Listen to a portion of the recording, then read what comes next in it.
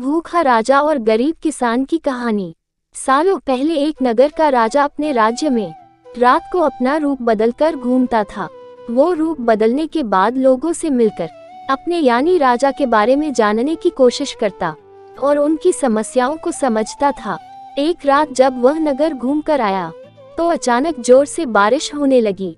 उसने देर किए बिना एक गरीब के घर का दरवाजा खटखटाया। राजा के दरवाजा खटखटाने के बाद घर से एक व्यक्ति निकला।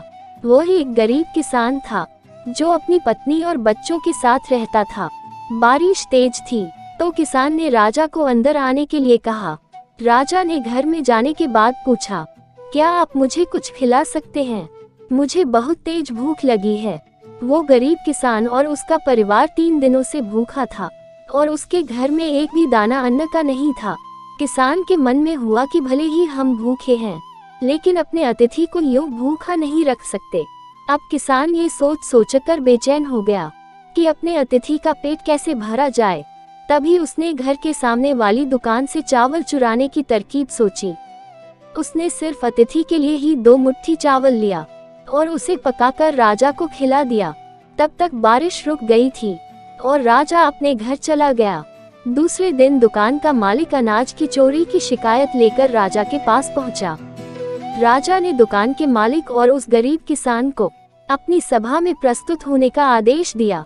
सबसे पहले सभा में पहुंचे किसान ने राजा के सामने जाकर अपनी चोरी का इल्जाम कबूल कर लिया और बीती हुई रात की पूरी बात राजा को बता दी। किसान राजा से कहता है कि मैंने चोरी की लेकिन मेरे परिवार ने उस अनाज का एक निवाला भी नहीं खाया।